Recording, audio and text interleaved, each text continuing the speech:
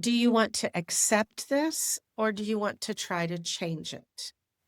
That has become a really powerful question for me, especially with something that's intractable, one of those dilemmas, problems, issues that just won't go away. Okay, so rather than picking back and forth between acceptance and change, let's just choose a lane. Is it time to accept that this is happening, or do I want to keep trying to change it? I'm Trisha Taylor, and this is the Leader's Journey podcast.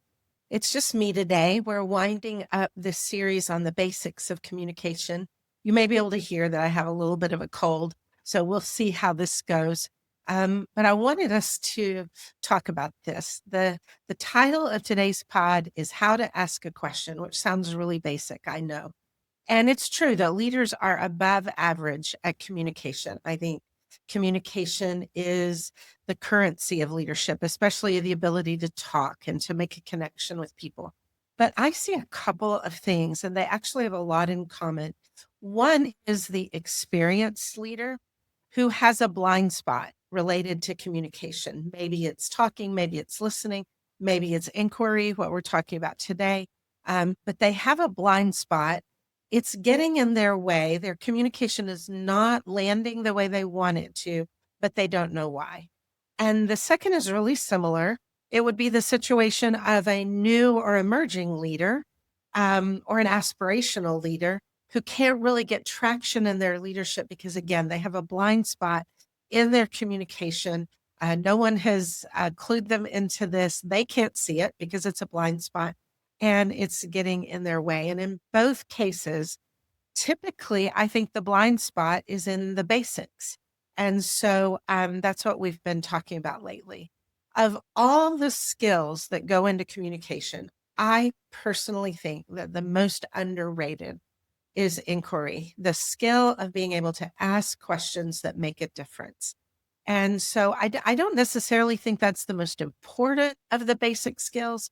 I think listening is probably the most important, but listening gets a lot of attention, and so does dialogue. But the ability to ask good questions without being off putting is such a gift to any relationship, and it is a powerful tool for a leader. Nobody wants to be interrogated, but we all want somebody to be interested in us, to want to hear what we have to say. And I don't know that there's anywhere that that's more important than at work or in our relationships with other people where we're trying to do something together. So I'm not going to go into all the research and try to make the case for this. I'm going to trust that you know that when we don't ask good questions, we miss getting the information we need. We miss the best thinking of other people on our team. We miss the opportunity to build trust. And so this conversation is about how to ask the questions that help us lead. And so here's a good starting place. Make sure your question is a real question. Craig and I used to have a professor. There was a guy, he actually was in a lot of our classes. And this is what he would do. He would sit on the front row. And just about the time that the lecture got interesting, he would raise his hand and he would say, Dr. Lester, don't you think that? And then he would basically preach a sermon for 5 minutes. And, we still to this day, we call those Kenneth questions because they were not actually questions, right? The media does this all the time. They say, um, you know, did so-and-so do such and such? And it, shows up on the bottom of the screen to kind of be a teaser. And it has a question mark at the end, but it's not really a question because what they're trying to do is make us think that the thing is true without actually stating that the thing is true. And maybe you have one of the pet peeves I have when somebody is doing a workshop, especially if it's an expert at the end, they'll do some Q&R. And people will come to the microphone and they will say, well, this isn't really a question. It's more of a statement. And I always want to stand up and say, well, if it's not a question, then sit down. But I can be a little twitchy about that. The point is that the best questions come from genuine curiosity. When we're really in touch with, in any given situation, what do I really want to know here? And that comes in handy because it is sometimes said that the opposite of anxiety might be curiosity, that curiosity and anxiety have trouble living in the same space and they tend to neutralize each other. A good question, a really good question, is like a lever that you use to pry open a stuck lid, on a can of paint. That's what a question can do, is that it can open things up. An answer, even a good answer, is still a closed door, but a good question is an open door that allows us to go through and see what other possibilities might be. Thing that causes problems with that for leadership is that we can be curious or we can be experts, but we can't be both. And many of us, probably most of us, have a mental model about leadership being about having the answers, being the expert.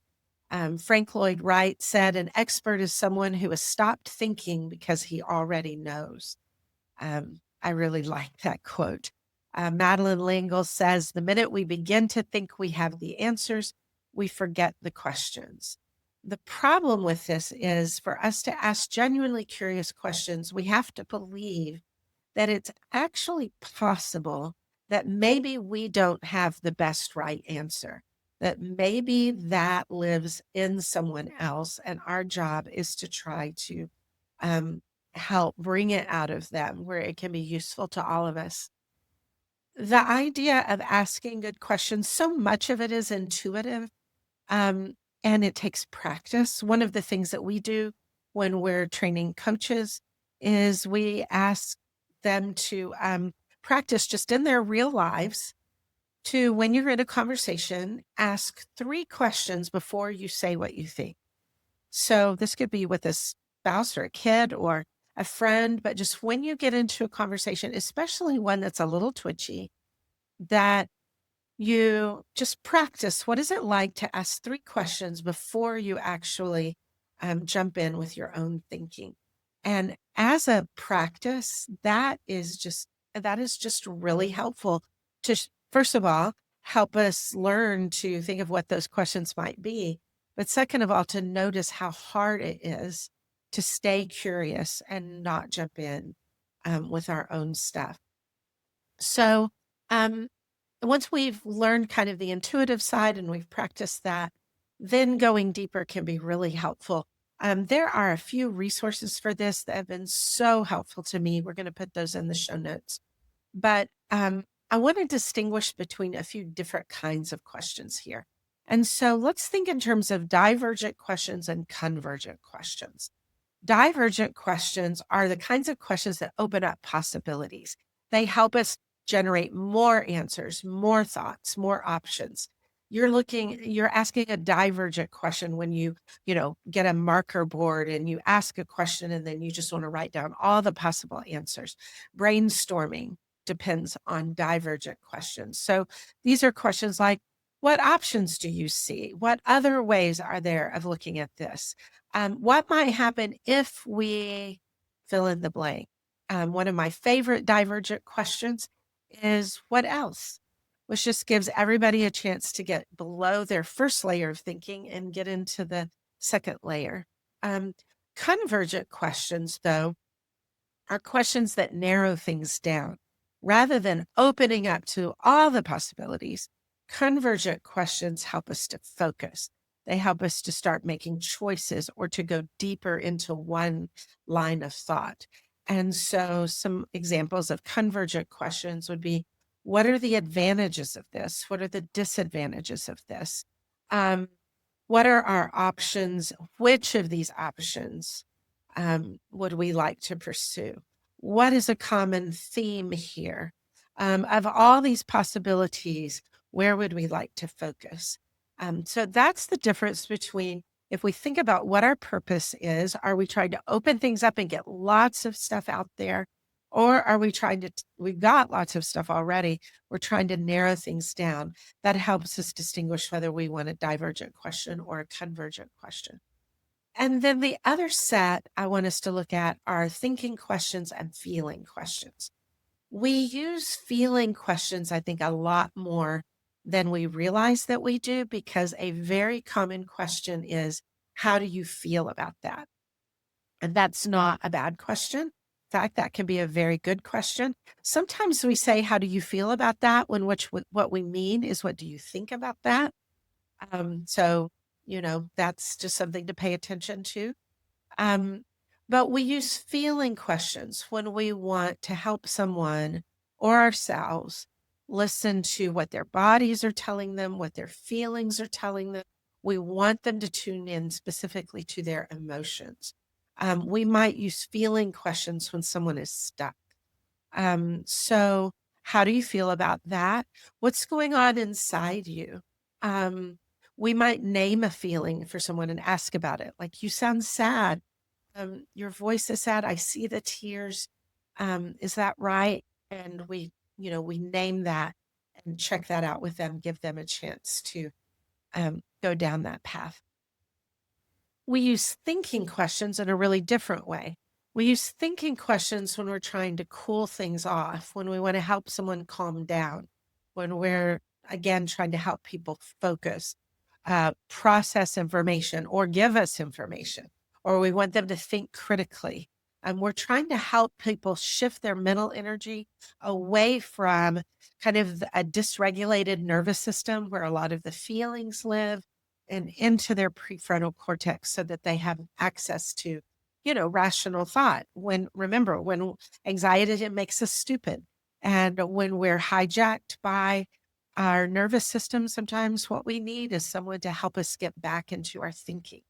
And so, we're more likely to use feeling questions when someone is stuck. We're more likely to use thinking questions when someone is overwhelmed. Um, and so, if you've ever seen someone, say, in law enforcement, who comes upon a really chaotic scene and they start asking questions, and if they're really skilled, you'll notice this. You can see this in the dispatcher as well. They're asking questions that seem obvious, or they're asking questions that, um, you know, um, that you think are irrelevant given the level of crisis maybe that everyone is in. Why are we asking these kinds of questions about minutia? Doctors will sometimes do this. And obviously, sometimes they're mining for information, but sometimes I think they're just trying to get people to have to think, to focus. It does not work to ask someone, or to tell someone, calm down, but it actually can work to say, okay, what happened? And then what happened next? And then what happened after that? And was it at this time or that time? Or was it more like this or more like that? Those kinds of thinking questions can help people get out of the dysregulation and re-regulate. In a different kind of situation, a good thinking question might be, what do you think is most important here? What are some of the things we already know? What is our next step? Those are all thinking questions. Then there are magic questions, and I love magic questions. I have a whole list of them. No, I'm not going to share my list with you because you need to make your own list. Maybe I'll drop a couple in a blog post this week or next week. But magic questions are those questions that really, they get our attention. They kind of change the course of our thinking. They wake us up. Maybe they make us see things a different way. My friend Janet is absolutely gifted at asking these kinds of questions. And I remember many years ago trying to make a very hard decision. It felt like a risky decision. And I was telling her all the choices. And, I didn't think I was actually very dysregulated, but I was kind of stuck. And Janet asked me, what is it that you're afraid of? And at that moment, I wasn't really in touch with feeling afraid.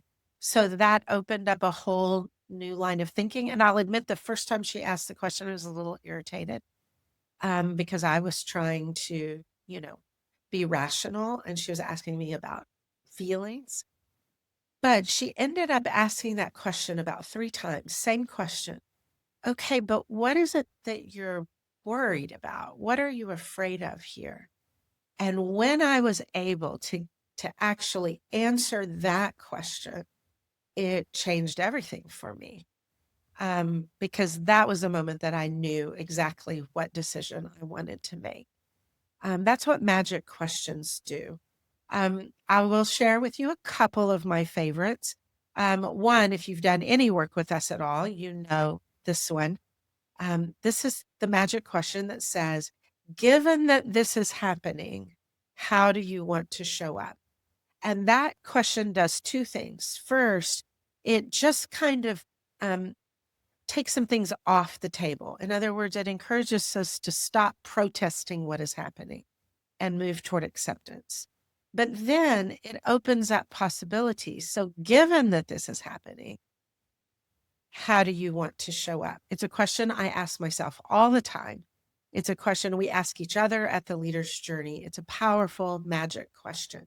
Here's a new magic question that I've been looking at lately. Do you want to accept this or do you want to try to change it? That has become a really powerful question for me, especially with something that's intractable, one of those dilemmas, problems, issues that just won't go away. Okay, so rather than pinging back and forth between acceptance and change, let's just choose a lane. Is it time to accept that this is happening, or do I want to keep trying to change it?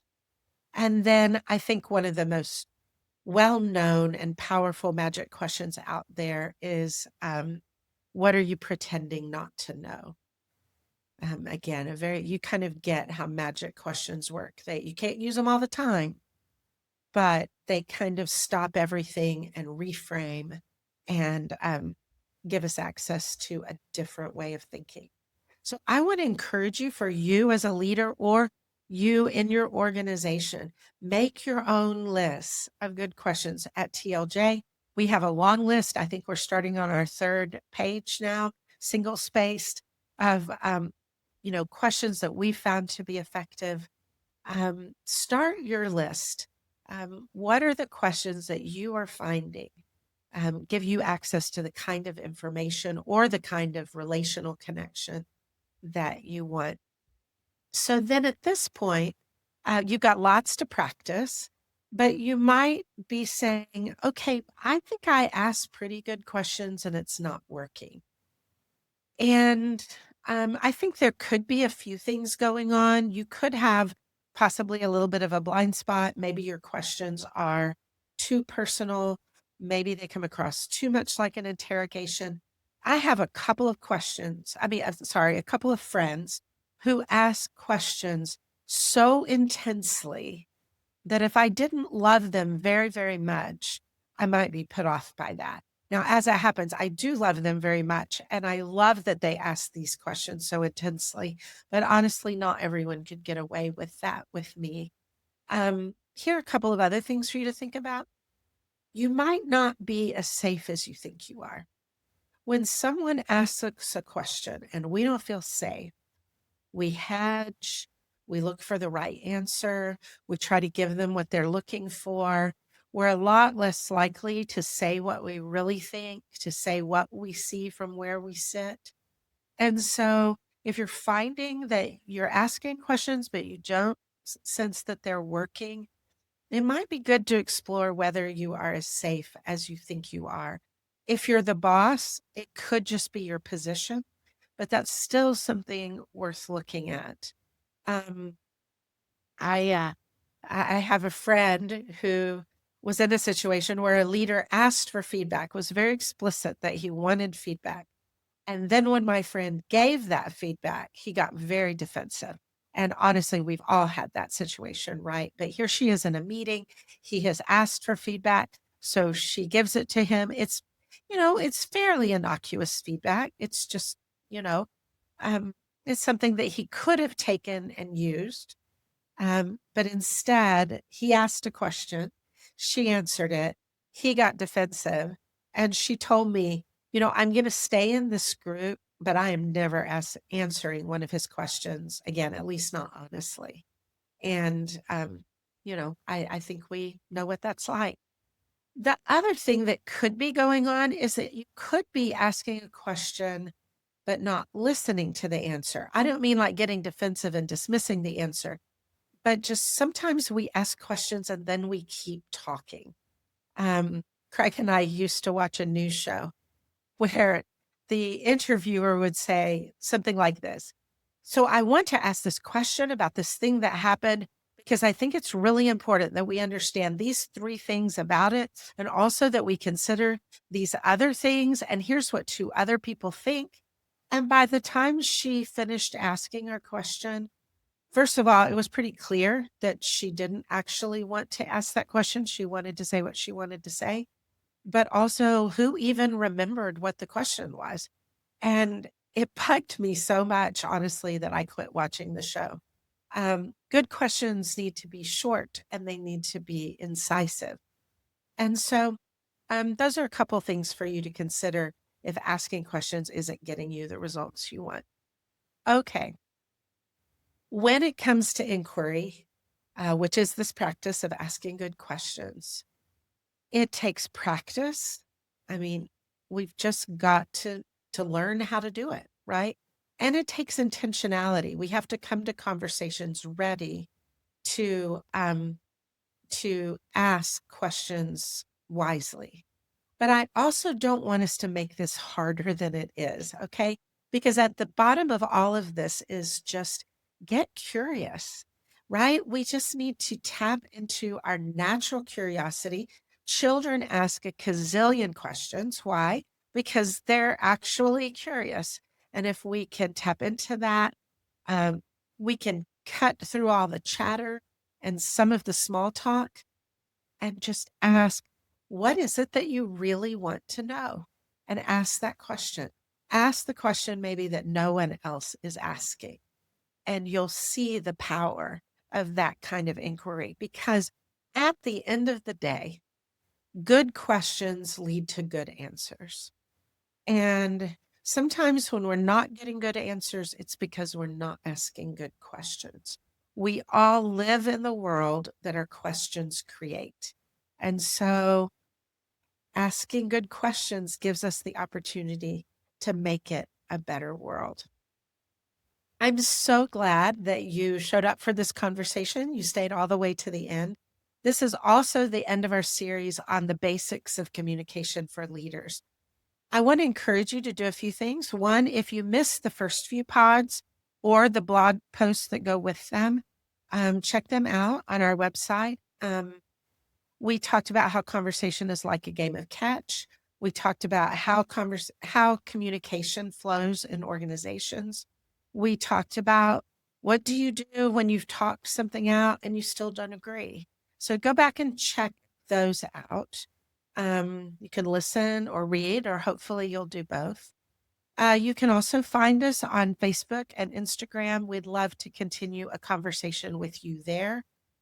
Obviously, there's the leadersjourney.us. Just one more thing, think about who else in your life needs to be thinking about basics of communication, particularly if you manage a team and you know someone is getting in their own way. Share some of these resources with them. Also, check out the show notes for some really great resources for today's topic. Okay, we'll leave it there. Until next time, take good care.